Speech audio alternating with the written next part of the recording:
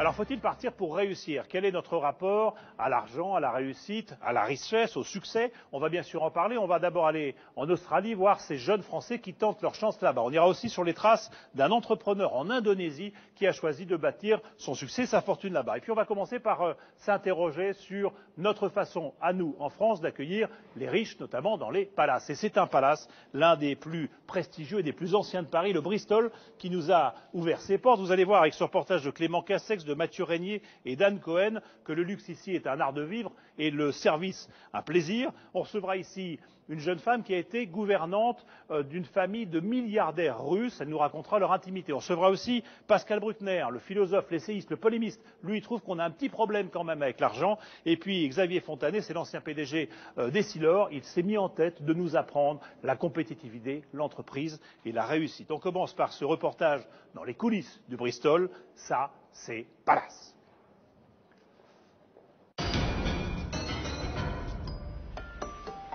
Tête haute, tablier impeccable, Philippe, c'est l'élégance faite fleuriste, même à 7 h du matin. Ça va ? Oui, impeccable. 3 fois par semaine, il reçoit des fleurs, beaucoup de fleurs. C'est qu'il s'apprête à faire ses 150 bouquets quotidiens. Philippe travaille pour un palace, le Bristol, qui dépense jusqu'à 50 000 € par mois en fleurs fraîches, avec une préférence pour la plus noble d'entre elles. Entre 4 000 et 4 500 roses par semaine. C'est beaucoup. Tout à fait, oui. Mais c'est selon les besoins et on en a besoin pour tout l'hôtel puisqu'on fleurit tout l'hôtel. Au même moment, alors que les clients de l'hôtel dorment encore, Éric Fréchon s'active en cuisine. On peut voir qu'est-ce qui est arrivé, les poulardes là? C'est tous les Brest qui sont allés.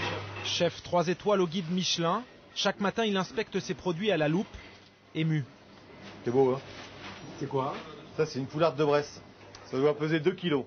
Donc voilà. Donc ça va repartir. Elle fait 1,848 kg. Vous la renvoyez? Celle-là va repartir. Et pourquoi? Parce que elle ne fait pas exactement le poids que je veux. Et du coup, au niveau du cuisson, on est tellement précis que on va être obligé de la faire repartir. Au sous-sol, le room service se met en branle. Ce matin, 90 petits déjeuners à servir en chambre, dans le plus grand raffinement. Donc là, vous avez l'omelette, saumon, tomate, omelette blanc d'œuf, bien sûr. Nos œufs coques que l'on présente comme ceci. Également jus de pomme minute, qui est un jus de pomme frais, fait maison. Et également, vous avez la corbeille de notre boulanger, avec toutes nos viennoiseries qui sont faites dans la maison.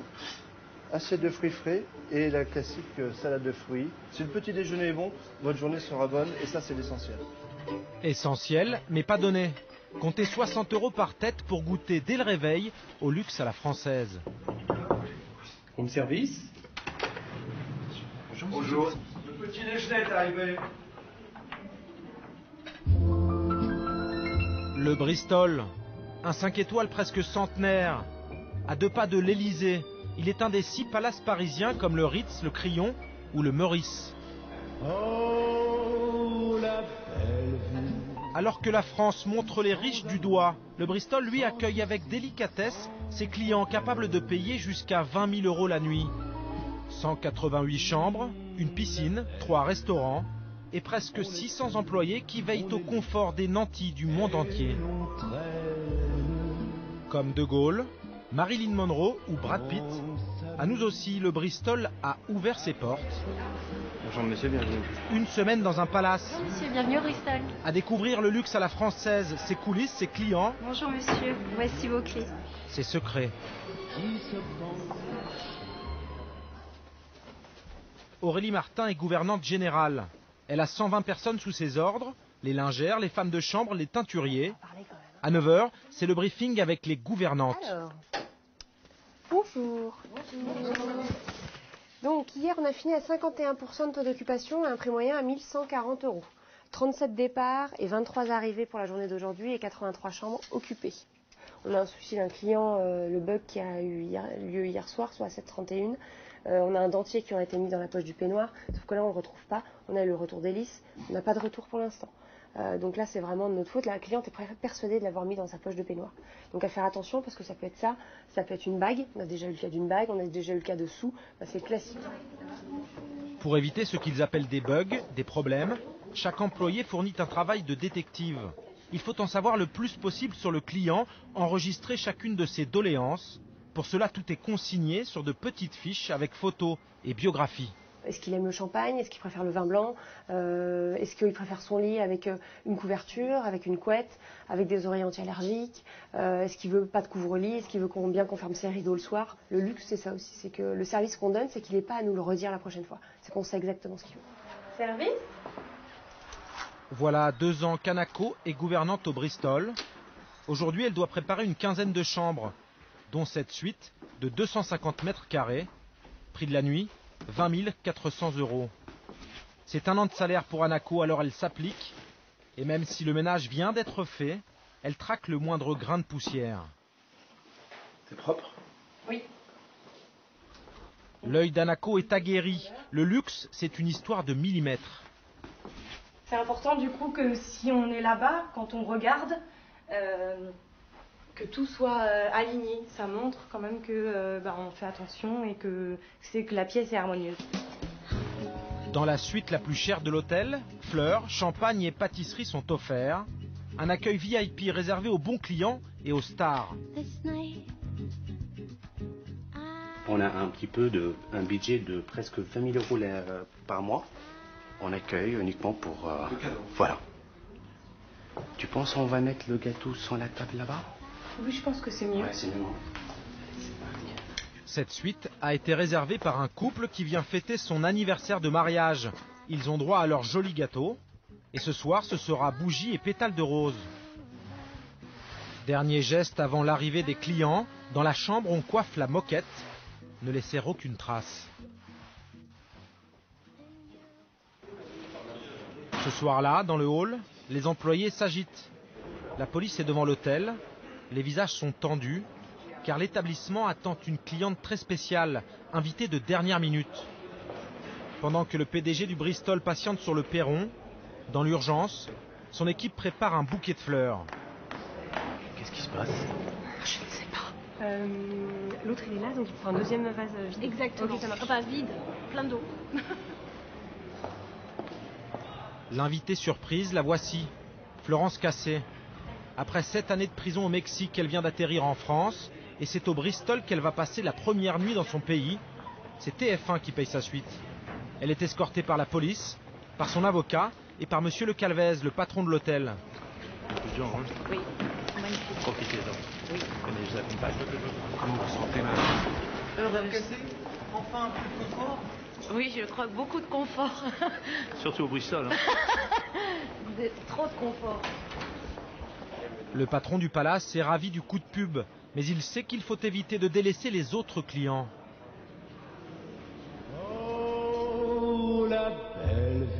Surtout, ne pas gêner la quiétude de ceux qui font tourner son établissement, les habitués, les fidèles. Bonsoir. Entrez. Voici monsieur Rossignol, un Français. Patricia. Oui. Ça. Et voilà sa charmante épouse américaine, Bonsoir. Patricia. Comment allez-vous? Cela fait 1 semaine qu'il loge dans cette suite à 8 000 € la nuit. Monsieur est médecin. Le couple est marié depuis 20 ans et vit en Floride. Ils descendent 5 à 6 fois par an au Bristol. Une vie de palace. Ce soir, nous avons un dîner de famille pour 9 personnes. C'est vous qui cuisinez? Non, je n'ai pas de cuisine ici. Le Bristol nous a fait quelque chose de parfait pour un événement familial. On va recevoir son frère, sa sœur, toute la famille. Qu'est-ce qu'il y a de typiquement français ici et dans les palaces parisiens? D'abord, la cuisine est incroyable. Ensuite, tout ce que vous demandez, on vous l'apporte. Et puis nous, on vit déjà dans une sorte de palace en Floride. Alors on aime la grandeur, le souci du détail, on aime la perfection. Et il nous offre tout ça. Très très bien. En revanche, c'est pas donné la vie au Palace. Vous savez Non, c'est pas donné. Non, c'est pas donné, mais ce qu'il faut comprendre, c'est que par rapport à avoir un appartement, c'est un choix. Au lieu d'avoir un appartement, un pied à terre, on va à l'hôtel, puis c'est fini. Ça ne devient pas forcément plus cher de... Voilà, non, parce qu'à ce moment-là, ça devient compétitif. Puis c'est surtout la paix de l'esprit, parce qu'on vient ici, puis c'est fini. Normalement, c'est Patricia qui est meilleur que moi pour faire ça.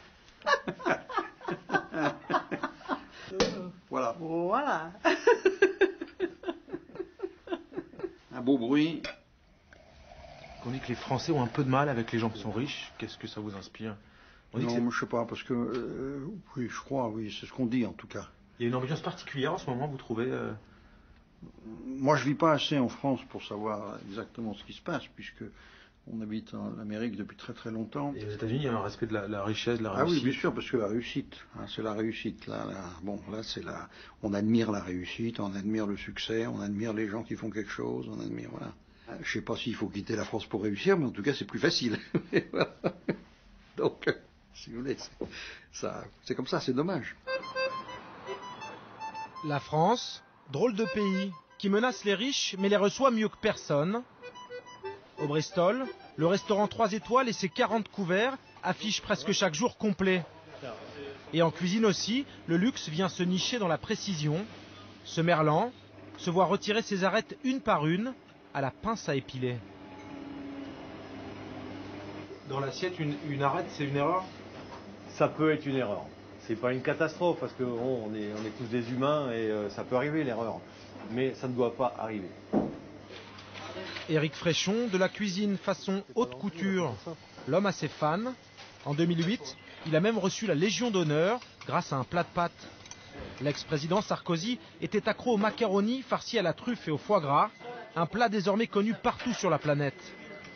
C'est gratifiant parce que du coup c'est devenu un plat emblématique grâce à lui d'ailleurs. Je lui en remercie parce que je pourrais presque l'appeler, comme Paul Bocuse, il a appelé ça la soupe VGE, la soupe Giscard d'Estaing en fait. Je pourrais presque appeler ça aujourd'hui le macaroni Nicolas Sarkozy, quoi. Allez-y, table 11. À l'époque, cette soudaine renommée lui mâcha le travail. Aujourd'hui, Japonais, Russes ou Parisiens viennent déguster sa cuisine. Ici, l'addition moyenne est à 300 € par personne. À table, des gastronomes bien sûr, mais aussi beaucoup d'hommes d'affaires qui viennent signer leur contrat. À votre service. À la cave, près de 90 000 bouteilles.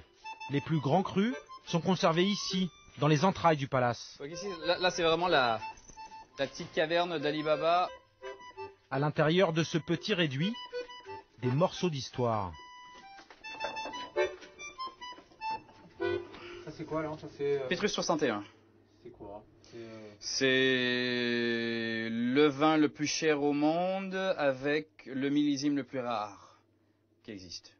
Ça vaut 16 000 € sur carte. Vous en vendez beaucoup? On en vend. Je me rappelle tout à fait du dernier client qui a pris, ouais, tout à fait. C'est il y a un petit peu plus d'1 an et demi, tout à fait. Quel profil?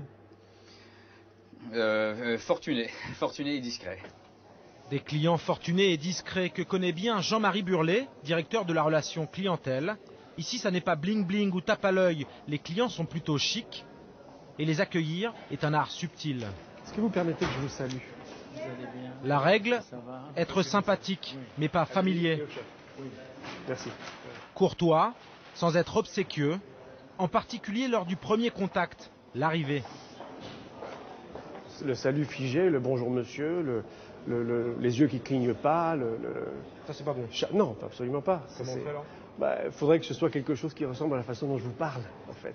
Qu'il soit quelque chose qui aille avec le mouvement de la porte quand je la fais tourner, quand c'est moi qui la fais tourner. Et qui suive le client, en fait, qui arrive. Et je vais me rapprocher de lui, je vais lui demander est-ce qu'il y a quelque chose que je peux faire pour vous? Puis-je me rendre utile? Savez-vous vous diriger? Permettez-moi de vous accompagner, etc. À quel nom avait été fait la réservation? Enfin, toutes ces petites choses, en fait, qui vont rendre l'action la plus fluide possible. Ah! Plus que des belles suites ou des vins hors de prix, la signature de la maison, c'est d'abord de l'attention. Ici, on n'hésite pas à partager un café avec les clients. pour recueillir leurs plaintes ou leurs désirs. Un palace, ça doit être un cocon, une île loin des tracas. C'est vous mettre dans un environnement où il n'y a que ce qui vous fait du bien, uniquement. Tout ce qui est à l'extérieur, c'est comme une barrière d'anticorps. Ils peuvent rentrer, ils n'arriveront pas à pénétrer. Il y a une réelle barrière qui n'est pas visible, hein, évidemment, et qui sera faite de sourires, de gens à la porte. Apaiser ses clients et parfois les divertir. Samedi après-midi, partout des robes, des mannequins. Ce jour-là, le palace ouvre ses portes à une jeune créatrice libanaise pour un défilé de mode. Et tout ça, c'est un travail à la main. Chaque robe vaut quelques milliers d'euros. Tu t'arrêtes à peu près à ce niveau. Zeina, l'organisatrice, fait répéter les mannequins. Elle est ravie de défiler dans un palace, car c'est l'assurance d'un cadre prestigieux et surtout d'un public qui a les moyens.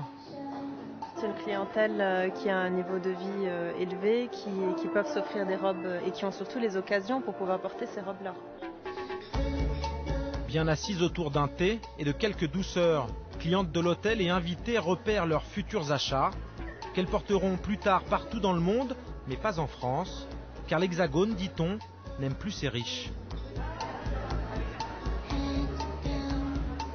Quand vous allez dans les palaces, c'est peut-être les seuls endroits où vous voyez un petit peu d'élégance, du raffinement, parce que les gens osent. Et c'est souvent des gens de passage. Si vous allez à Londres, vous allez voir de très belles voitures avec des chauffeurs, des femmes avec des fourrures et des beaux bijoux, de belles tenues.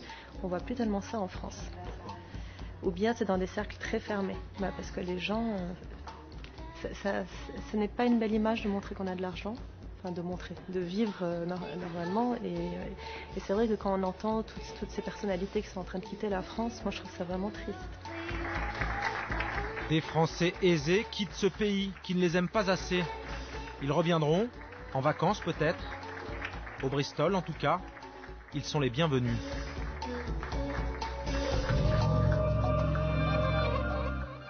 Et voilà pour ce reportage de Clément Castex et de Mathieu Régnier, un reportage qui fait un peu rêver dans ce palace avec vous, Marie Fressac. Alors on est bien sûr dans le hall du Bristol. Il y a 5 palaces à Paris qui ont l'appellation palace. Il y a l'hôtel Hyatt, le Meurice, le Plaza et le Georges V.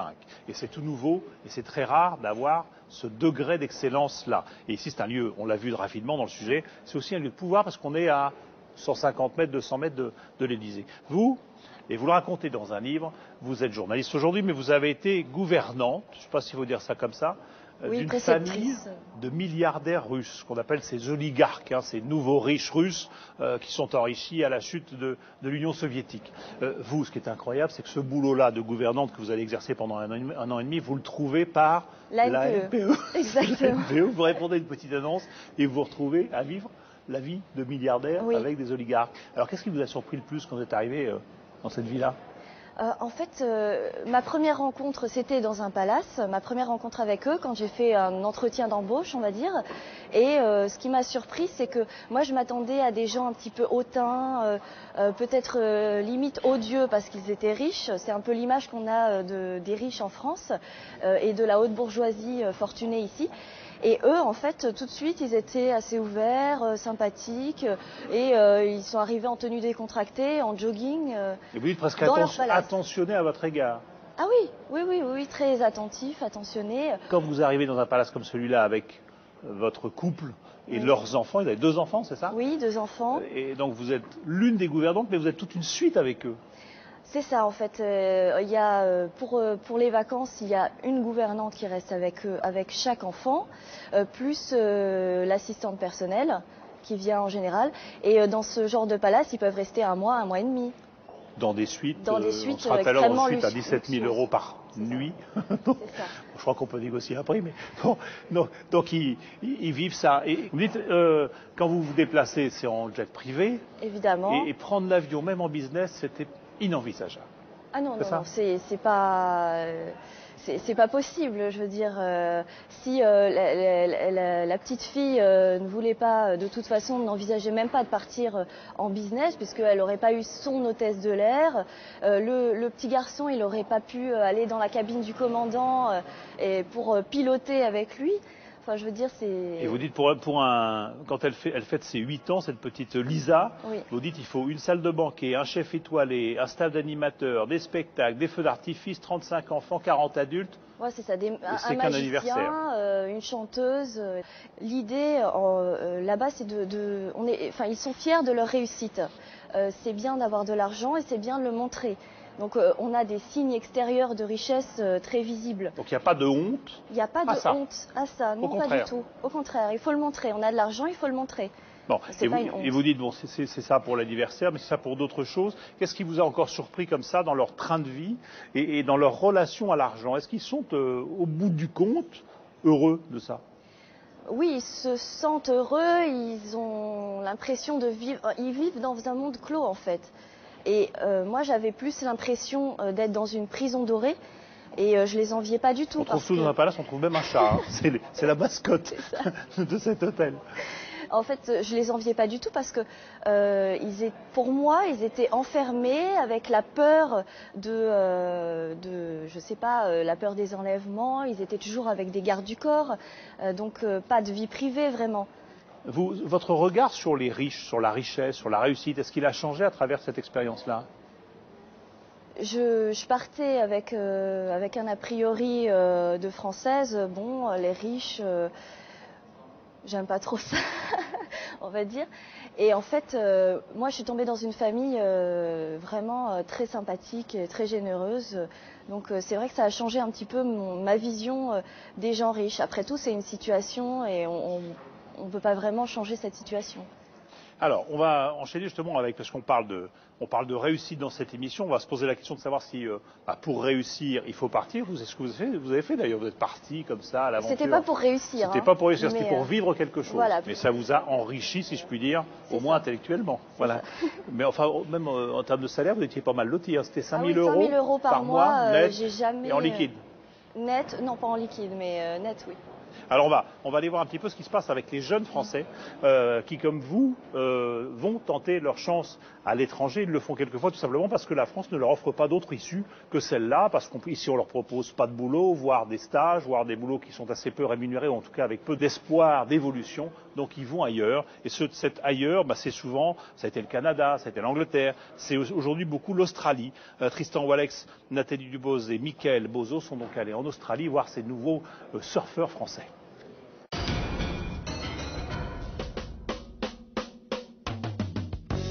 De l'autre côté du globe, les premiers rayons du soleil sur Sydney. Alors que la France s'assoupit, Thomas, 23 ans, se réveille déjà, au pas de course. C'est tous les matins. Tous les matins, 45 minutes, tu sais pourquoi tu te lèves, tu vas faire ton sport, et tu finis ton sport, tu as la pêche, tu vas au boulot, c'est une autre manière de vivre. Au même moment, à Bondi Beach, la plus célèbre plage de la ville, c'est au milieu des vagues que Léo vient, comme tous ses collègues de bureau, faire son footing matinal sur l'océan. Disons que venant de Nancy, c'est pas le sport national. J'ai pris un bon bol d'air, un bon bol d'eau fraîche avant d'aller bosser, là ça met les idées en place.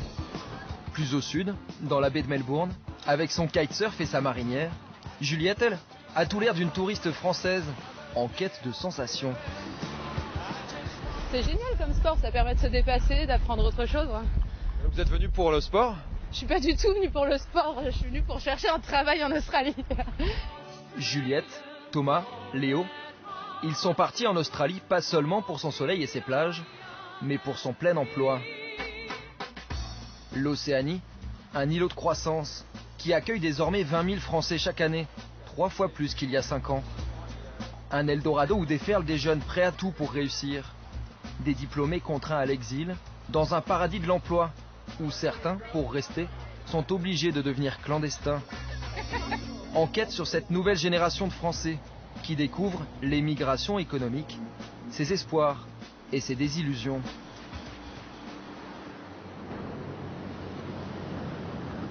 À peine rangé sa planche de surf et son maillot de bain, Léo Dénès rejoint le quartier des affaires, en ferry.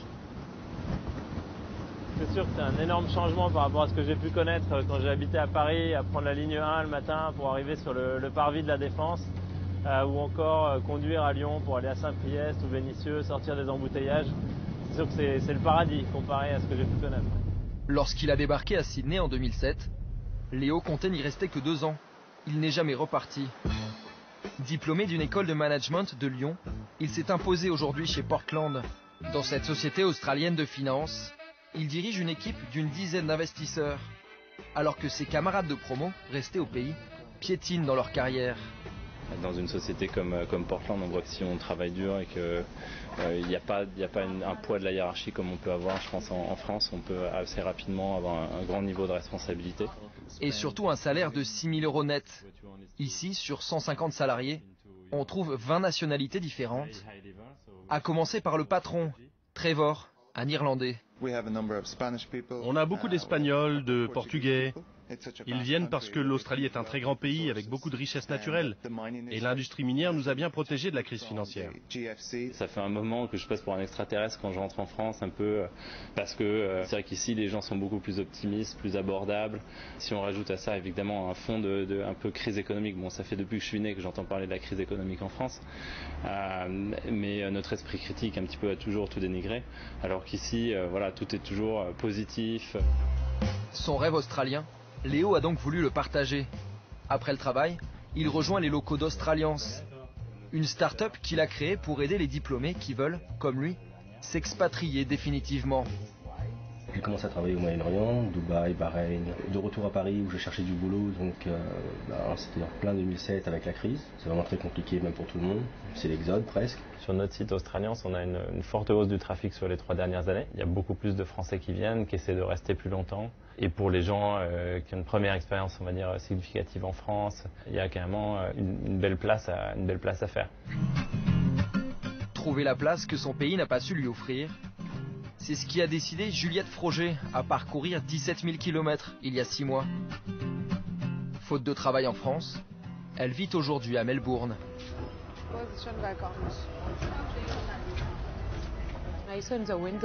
J'ai vu sur la vitrine que vous cherchiez quelqu'un. Je voulais juste vous laisser mon CV. Depuis son arrivée, elle enchaîne les jobs de vendeuse. De quoi vivre, et même plutôt bien, en espérant trouver encore mieux, un vrai poste dans le marketing. En fait, ici, on est dans une dynamique. En France, j'étais pas du tout dans une dynamique. Je stagnais en face de mon ordinateur en train de chercher un emploi. En attendant, grâce à ses petits boulots, Juliette vit en colocation pour 800 € par mois. Sur son ordinateur, elle a conservé la liste de toutes les candidatures qu'elle a envoyées quand elle était en France, en vain. Bonjour, nous avons étudié votre candidature. Bonjour, Juliette, et malgré nous vous remercions de l'intérêt que vous avez manifesté aujourd'hui. Je vous annoncer que votre candidature n'a pas été retenue pour ce recrutement. Des mails dans ce genre, j'en ai reçu beaucoup. À Paris, en 3 ans, elle a déposé 1200 CV avec lettres de motivation personnalisées. De sa prestigieuse école de commerce de Lille, elle aura au moins retenu un certain sens de l'organisation. Voilà, ça c'était mon suivi de candidature en 2011. Les lignes en rose sont celles où j'ai eu un entretien. Et les lignes en grise étaient celles où j'avais une réponse négative. Donc il reste quand même énormément de lignes blanches, donc celles où je n'ai jamais eu de réponse en fait. On m'a pas donné la chance en France de pouvoir réussir professionnellement. Enfin moi c'est mon ressenti. J'ai eu des CDD. On m'a jamais donné l'opportunité d'être en CDI et de pouvoir faire mes preuves et d'évoluer en France parce que c'est ce que j'aurais aimé. Je ne serais jamais partie. En effet, l'Australie, j'en rêvais, mais l'Australie, j'aurais pu partir en vacances. Je ne serais jamais partie de Paris si je n'avais pas cherché un emploi. Contraste saisissant. À Melbourne, il lui aura fallu à peine quelques semaines pour se créer tout un réseau d'amis, de collègues et de patrons. Comme ses camarades d'exil français, Juliette peut même se payer le luxe aujourd'hui de choisir ses employeurs. Elle a eu plein d'entretiens parce qu'ils prennent le temps de te connaître et de découvrir et de voir ce que tu peux leur apporter. En France, ils regardent un papier, ils disent bah non, ils rentrent pas dans le moule, hop, on passe au suivant quoi. Les gens aiment parler, aiment rencontrer d'autres personnes et partager leurs expériences. Et ce qui est toujours bénéfique pour quelqu'un qui cherche un emploi. J'ai eu plus d'entretiens en 2 semaines en Australie qu'en 1 an en France. 3 jours après notre tournage, Juliette a enfin trouvé le poste de ses rêves, consultante en marketing. À 26 ans, elle sera payée le double de ce qu'elle aurait pu espérer en France, avec en prime l'espoir d'obtenir un visa permanent. Car pour les jeunes expatriés, c'est la course contre la montre. Les visas de travail longue durée l'Australie les délivre maintenant au compte-gouttes. Thomas en sait quelque chose. Arrivé il y a 2 ans à Sydney avec un visa provisoire, il a connu une ascension aussi rapide que fragile. Du haut de ses 23 ans, Thomas est devenu manager d'un petit restaurant. Je suis arrivé, j'ai bossé serveur. J'ai senti que mon patron avait vraiment une espèce de confiance en moi qui était vraiment nette et rapide. C'est vrai que je faisais déjà la caisse au bout de 3 semaines. Donc c'est sûr que compter l'argent et toucher l'argent dans un restaurant au bout de 3 semaines, c'est pas en France que tu vas faire ça. C'est pas, je veux dire, ils vont pas vraiment te laisser la confiance de manipuler de l'argent quand tu es nouveau, que ça fait 3 semaines que tu es là. Et au bout de 3 mois, il me dit qu'il a un restaurant à gérer et qu'il a besoin de quelqu'un pour gérer ce restaurant. À Paris, le jeune manager était simple cuisinier. Ici, son bulletin de paye a flambé. En tant que commis au cherche-midi, je me faisais quelque chose comme 1300 € par mois.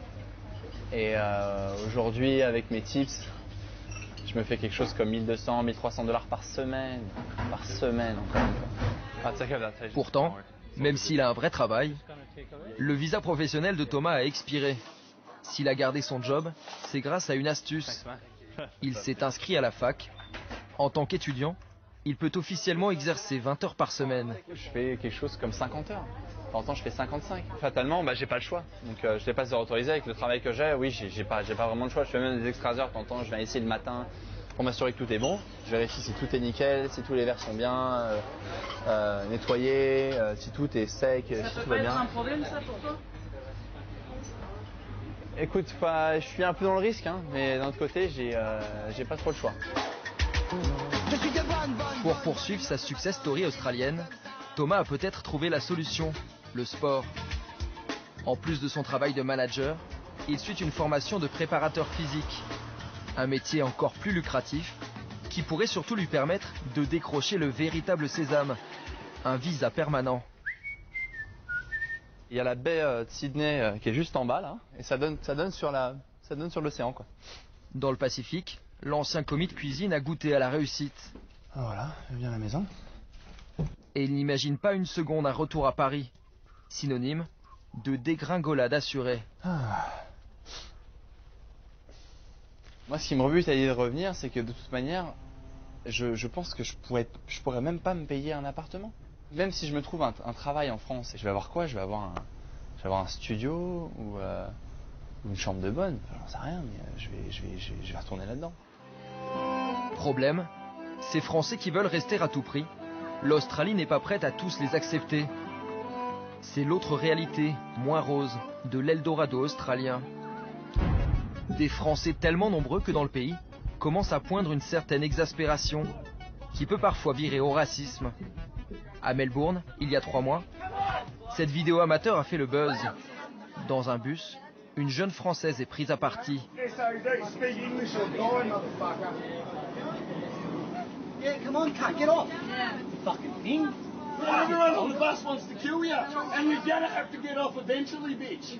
Incident isolé ou révélateur?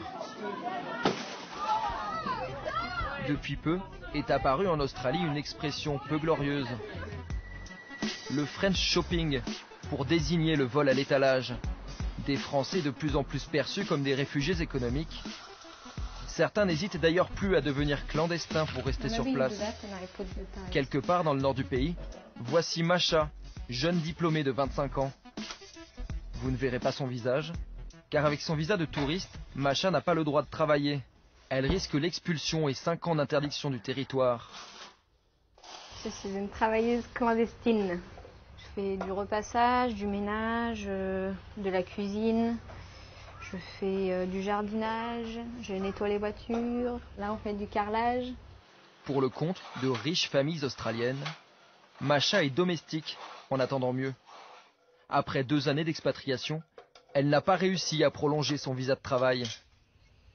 Je fais un peu la boniche, c'est un peu fais ci, fais ça, nettoie les toilettes. Quand elle parle de moi à ses amis, je lui fais ah bah attendez, il y a ma femme de ménage qui... Ça doit être dur quand même parfois, non Oui. C'est dur. Qu'est-ce qui est dur? Bah, c'est le fait d'être ici, dans un métier qui ne nous plaît pas forcément. Pardon.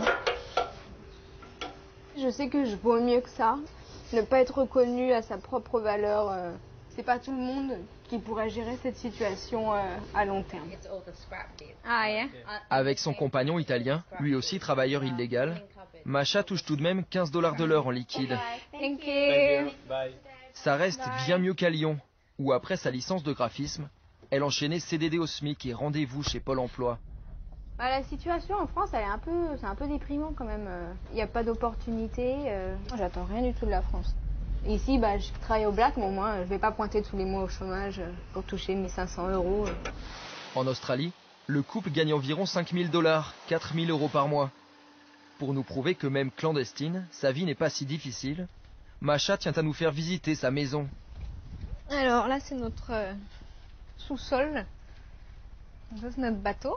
Notre équipement de pêche, équipement de plongée. On s'est acheté une tente, une matériel de camping. On s'est acheté des vélos. On s'achète ce qu'on a envie de s'acheter, on se l'achète. En tant que clandestin, on peut se faire plus plaisir que quelqu'un qui travaille légalement en France.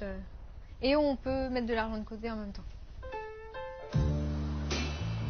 Fin d'après-midi, retour à Sydney. Il est 18 h, comme tous les jours, les barbecues publics de Bondi Beach sont pris d'assaut.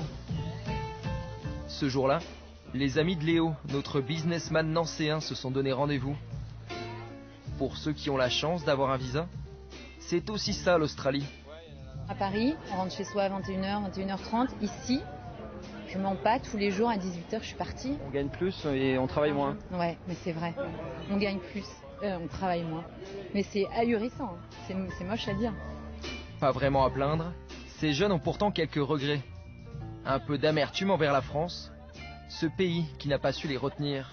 Personnellement, ça m'attriste. J'espère un jour pouvoir changer des choses. Aujourd'hui, encore une fois, je ne vois pas comment je peux contribuer autrement que d'aider des Français à acquérir de l'expérience ici et ne pas rester à se morfondre chez eux parce qu'ils ne trouvent pas de travail. En attendant des jours meilleurs en France, à 33 ans, Léo vient de prendre une décision de taille, symbolique. Il a choisi d'acquérir la nationalité australienne.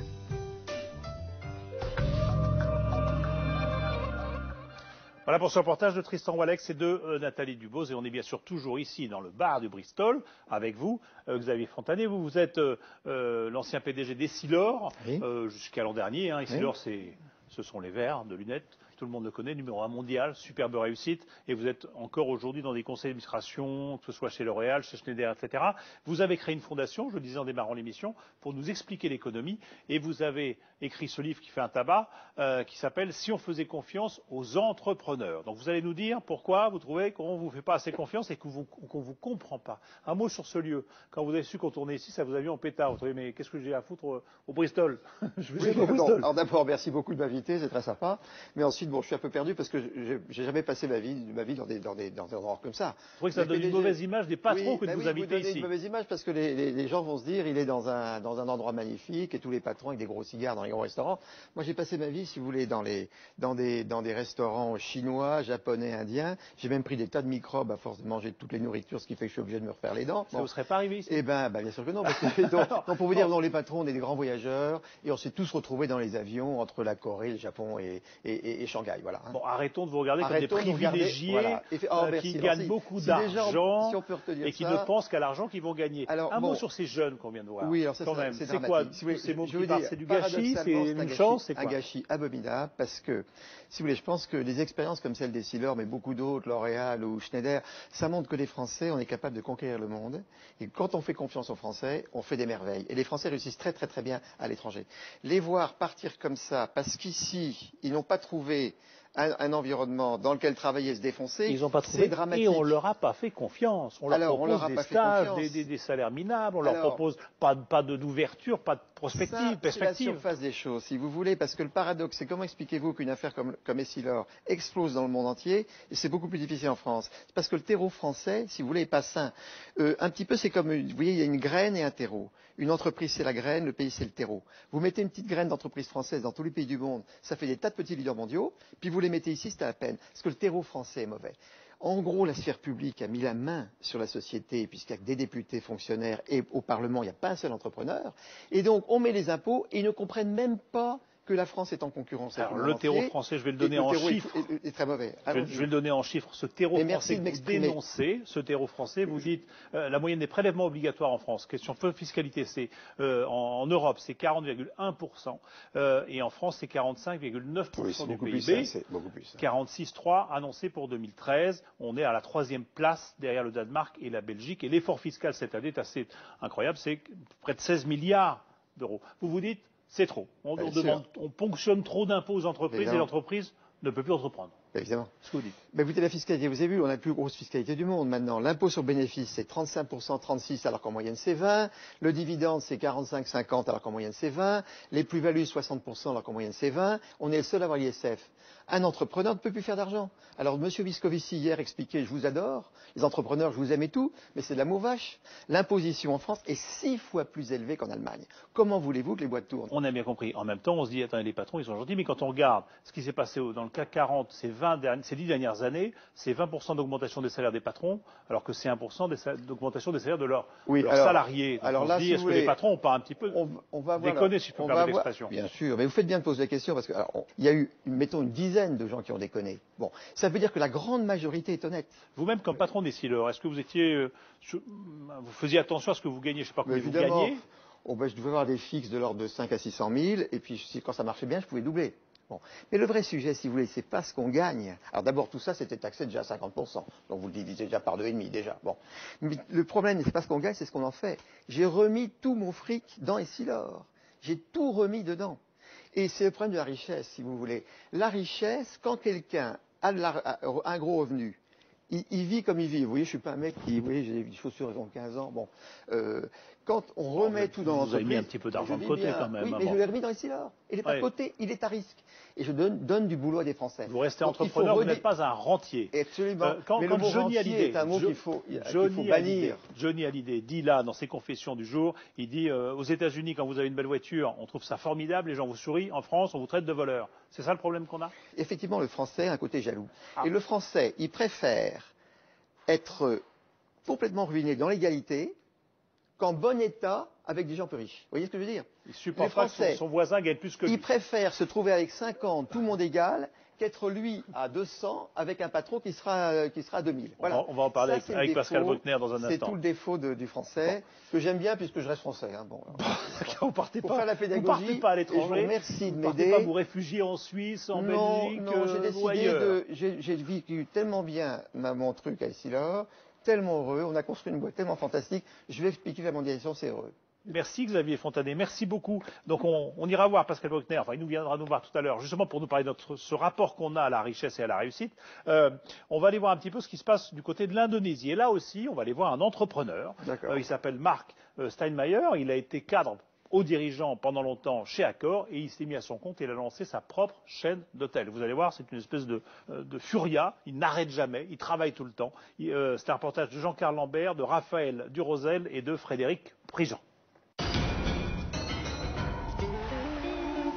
30 degrés en toute saison, des plages de rêve, un chapelet d'îles niché entre le Pacifique et l'océan Indien, le paradis pour des millions de voyageurs. Mais Mark Steinmeier n'est pas là pour faire du tourisme. Cet homme pressé passe son temps dans les aéroports avec une obsession. No delay, ok, on time. Ne pas perdre de temps, arriver pile au bon moment. Java, Sumatra, Bornéo, les célèbres. Il y a 15 ans, ce Marseillais a posé ses valises dans ce pays grand comme un continent. Voilà un peu l'Indonésie, donc vous voyez, ça part de la Papouasie qui est à l'Australie. C'est immense, c'est de Paris, de Londres jusqu'à l'Oural. Hein. Et ce qui est magnifique, c'est tout l'Est indonésien. Okay. Là, c'est vraiment... je vous recommande d'y aller pour le tourisme. Le businessman a tout misé sur le tourisme. Et il a eu du flair. Il est aujourd'hui numéro 2 de l'hôtellerie en Indonésie. Chiffre d'affaires l'an dernier, 6 millions de dollars. Ce matin, le Français est à Bali pour inspecter son tout dernier établissement. Le Pop Hotel Kuta Beach, 223 chambres, qui a ouvert fin 2012. La visite commence par le parking. Nouvelle voiture, new car. Son partenaire balinais vient de faire bénir le minibus de l'hôtel. C'est la cérémonie du métal. Le fer, l'acier. Comme on utilise cet objet en métal pour le travail, on doit prier. C'est la tradition balinaise. Ah oui, ça porte chance. Voiture vert pomme sur le parking. À la réception, perruque orange et bleue. Ambiance acidulée et prix serré.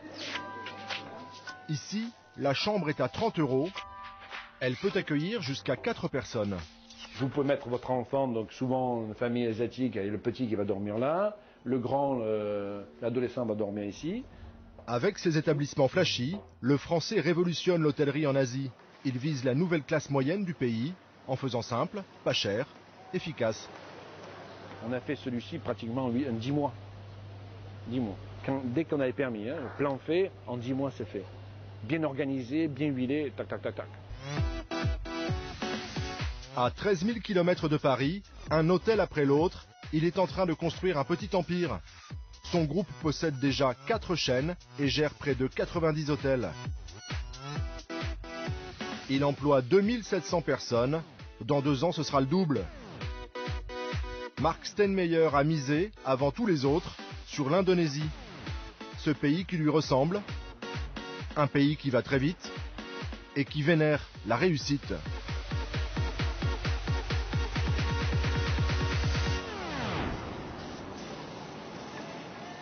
Le businessman a installé ses bureaux en plein quartier des affaires de Jakarta.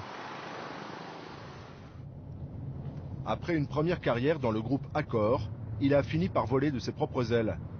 Dans ce pays, où l'entrepreneur est un exemple pour tout le monde. Le regard de la société va le valoriser. C'est bravo. C'est un encouragement. Et ça fait un effet d'encouragement. Hein.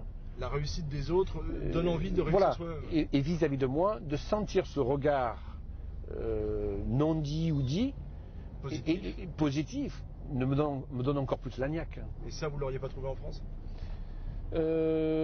En France, s'il réussit bien, c'est louche. Et s'il gagne de l'argent, comment il a pu faire? Loin du tabou français de l'argent, Mark Steinmeier a fait fortune sans état d'âme. 25e étage de la Keeling Tower, le siège de sa société. 7h30, le patron fait le tour du propriétaire. Bonjour. Paggy, le girl. Bonjour les filles. Mike. Good morning. Good morning. Good morning. C'est management by walking around. Okay? Je ne sais pas comment dire en français. Par le contact, tourner, bouger. Je ne suis pas de tempérament à rester plus de 2 heures assis. Mais ce matin, l'homme d'affaires va devoir s'asseoir quelques minutes pour signer un nouveau contrat. Il va construire son 87e hôtel. Si vous êtes d'accord, on fait la signature devant la télé? Ce sera un bon présage pour le projet. L'hôtel Harris de San Marinda ouvrira ses portes dans 18 mois. Comme 9 fois sur 10, le partenaire financier est un riche Indonésien d'origine chinoise. Et Mark Steinmeier n'est pas peu fier de conclure avec des Chinois. L'Asiatique, il a besoin de miser sur des gagnants. Okay? Donc, s'il mise sur vous, c'est des joueurs. Okay? L'Asie, c'est des joueurs, les Chinois sont des joueurs. Et s'il mise sur vous, eh ben, ça veut dire quelque chose. Le lendemain, nouvel avion, nouveau projet pour l'infatigable businessman. Mark Steinmeier a rendez-vous sur un chantier à Lampung, dans le sud de Sumatra, avec une fois encore des investisseurs d'origine chinoise. Hello, bonjour. Ah, c'est sympa, vous avez mis le t-shirt. Monsieur Toto, le propriétaire. Bizarrement, c'est en prenant des risques que le Français a su gagner le respect et surtout la confiance de la famille Susilo. Ici, c'est comme ça que ça marche. Ce couple qui a fait fortune dans le transport de marchandises vient d'investir 5 millions de dollars dans ce premier hôtel. Et ce n'est qu'un début. Votre premier hôtel n'est pas encore fini et vous pensez déjà au deuxième, c'est ça? Oui. Pourquoi? Je crois que c'est le bon moment d'investir dans l'hôtellerie. Et puis, on est en confiance avec Marc. Alors, pourquoi pas? Toto et Juwita ont signé pour 15 ans. Ils seront propriétaires des murs, mais c'est le groupe du Français qui gérera l'hôtel, contre 5% du chiffre d'affaires. Question business, entre l'ex-cadre du groupe Accor et ces Chinois d'Indonésie, on parle le même langage. Pour vous, en Asie, on a réussi quand on est son propre patron, quand on a sa propre boîte, son terrain, son restaurant, son propre business, même une petite affaire. Et on obtient bien plus de reconnaissance. On est bien mieux considéré que si on est grand cadre dans une entreprise et qu'on ne possède rien. Je me rends compte qu'on tient le même discours. Si je ne l'avais pas devant moi, si je lui parlais au téléphone, je crois que je ne saurais pas qu'il est français. Je le prendrais pour un Chinois. Mark Steinmeier a tout compris de la mentalité chinoise. Mais en bon français, il reste très discret sur le montant de sa propre fortune. Il préfère parler de la richesse qu'il crée pour les autres. J'ai 2500 employés dont je suis responsable. Ça fait des familles, ça fait des gens qui vont à l'école, ça fait des familles qui se sont agrandies, des carrières qui vont grandir. Pour moi, c'est créer les deux motivations qui m'ont fait de créer ma boîte. J'avais une envie, une passion, un désir de créer des concepts et des produits. Et la deuxième, créer de l'emploi. Le dimanche, à Jakarta, le rythme de la mégalopole ralentit un peu. C'est la seule journée de liberté que s'autorise le chef d'entreprise. Mais l'homme pressé profite à peine du luxe qui l'entoure. Dans cette résidence de grand standing, il vit un peu comme à l'hôtel. C'est les salles de gym, fitness, salon, voilà, pour se reposer le dimanche. Pas le temps de traîner dans les salons ou le jacuzzi. Suivez-moi, il y a un angle qui est joli. Ce qui compte, c'est encore et toujours de gagner du temps. Je suis à peu près à 20 minutes du bureau. C'est surtout le côté pratique, rapidité, pas perdre de temps, minimum de trafic et toutes les facilités autour. Ce week-end, après 3 déplacements dans la semaine, M. Steinmeier a enfin quelques heures de libre pour sa femme. Mais même le dimanche, le business n'est jamais très loin. Il y a quelques années, Madame Steinmeier s'est lancée dans la mode. Ce midi, elle doit passer dans l'un de ses points de vente. Chinoise d'origine, Zen remet au goût du jour les vêtements traditionnels. Elle habille la bonne société de Jakarta. C'est vous qui dessinez ça? Oui, j'ai un couturier. Ça, c'est combiné avec un soie thaïlandais. C'est tissu tissé d'ici. Un soie thaïlandais. Je l'ai poussé au début, mon épouse, à le faire. Elle était dans l'hôtellerie et je savais qu'elle avait le virus de par ses origines, mais j'ai poussé à ce que le virus se développe. Voilà. Je crois que c'est côté chinois qui fait le business.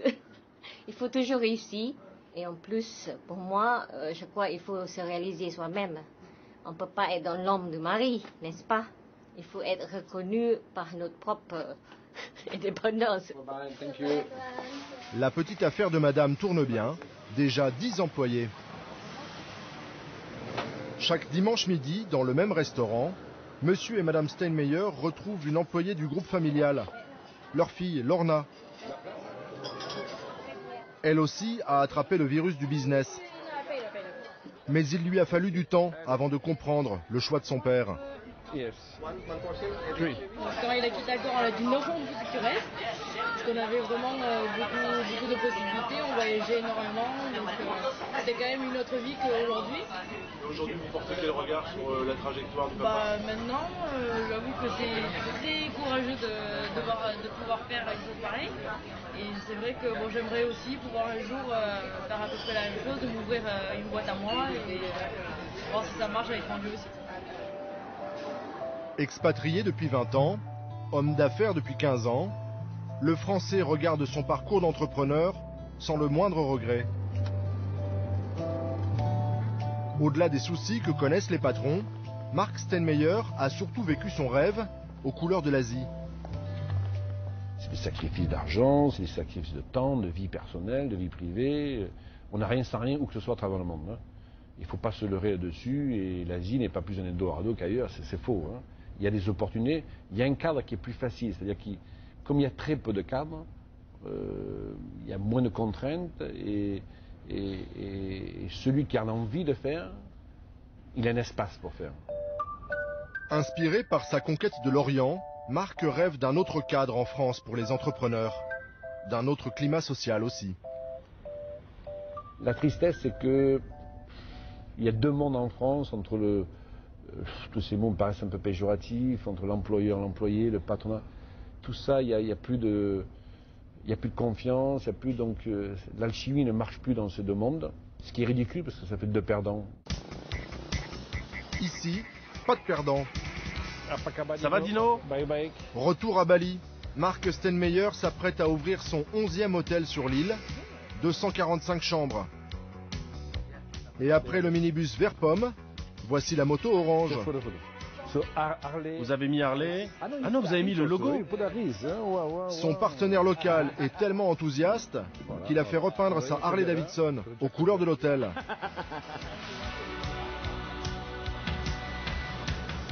L'inauguration est prévue dans 3 mois et pour décorer l'hôtel à peu de frais, Marc Stenmeyer a organisé un concours photo. 80 amateurs confirmés ont fait le déplacement pour ce petit événement. Adolescent, l'homme d'affaires se voyait globe-trotteur et photoreporter. Le chef d'entreprise se l'est promis, dans une autre vie, il réussira une nouvelle fois et reprendra la route avec son appareil photo.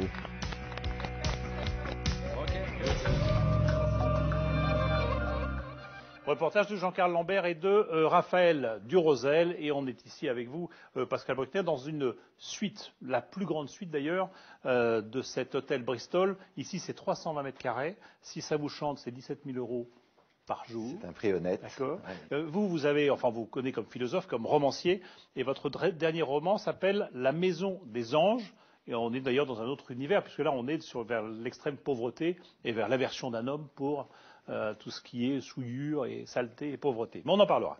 Un mot quand même sur un sondage qui est sorti en octobre dernier sur d'IFOP sur la perception qu'on a de la richesse en France. Il faut savoir que pour 76% des Français, c'est bien de gagner de l'argent et pour 78% des Français, eh bien, c'est mal perçu d'être riche. Contradiction apparente. Qu'est-ce que ça veut dire ça? Est-ce que ça veut dire qu'on aime bien gagner de l'argent, mais on ne veut pas que ça se sache? C'est ça les Français? Oui, c'est la vieille mentalité catholique, le vieux fond religieux français. Et c'est notre schizophrénie à nous. Nous aimons l'argent et tous ses bénéfices, tout ce qu'il apporte d'aisance dans la vie, mais nous ne voulons pas le montrer. Quand j'étais jeune, je vivais en province, dans un collège de jésuites, les riches se cachaient, c'est-à-dire qu'ils vivaient à l'abri de leurs grandes propriétés, ils allaient à la messe en 2 chevaux, dans les petites voitures, habillés modestement. Ah, ça allait jusque-là, oui. À ne pas montrer qu'on avait de l'argent. Il ne fallait pas montrer qu'on avait de l'argent, rester entre soi, parce qu'il ne fallait pas éveiller l'envie.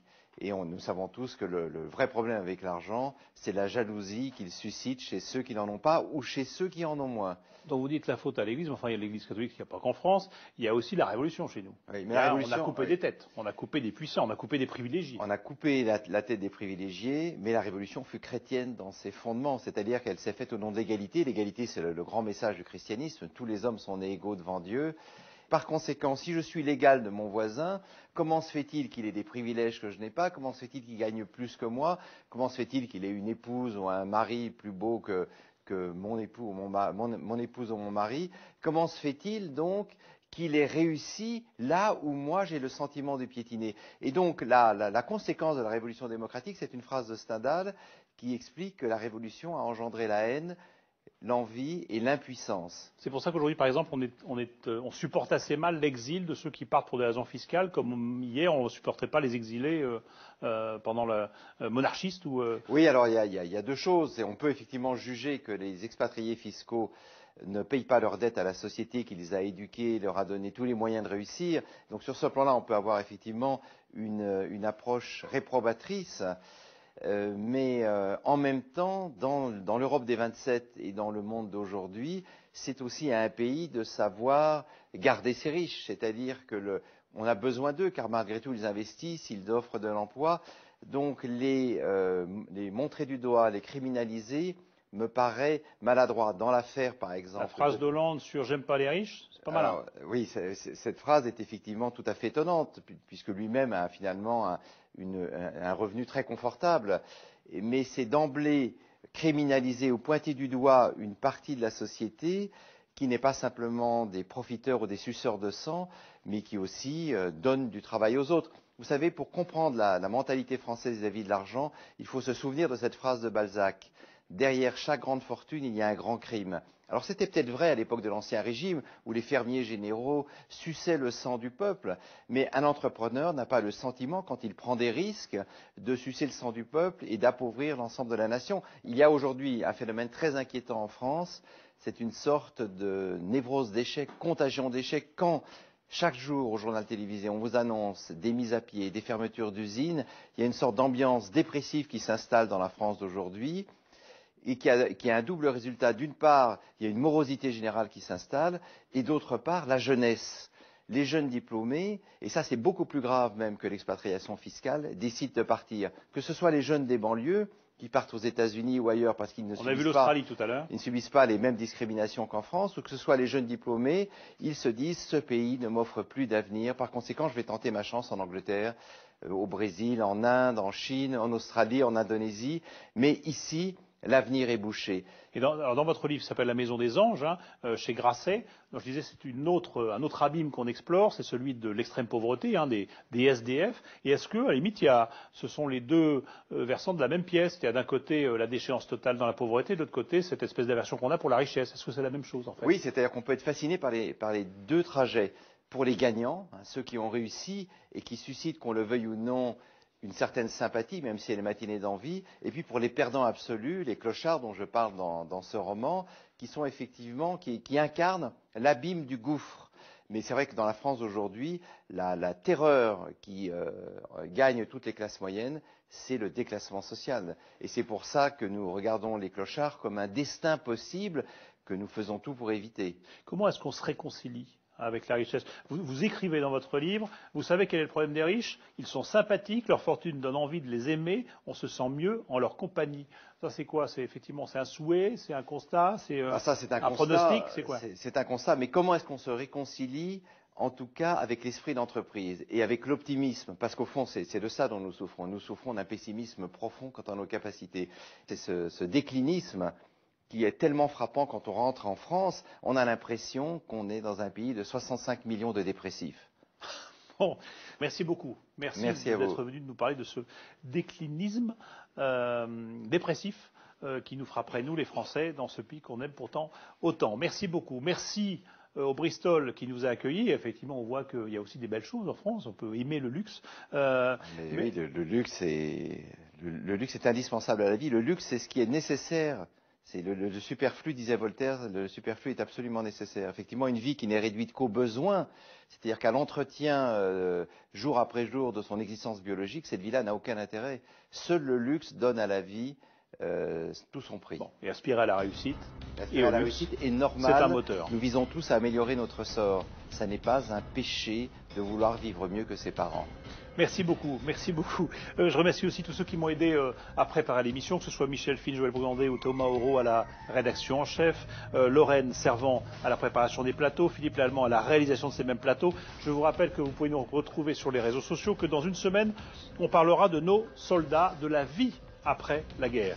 Mais la soirée n'est pas finie sur France 2, je vous laisse avec, bien sûr, grand public et Aïda Touéry.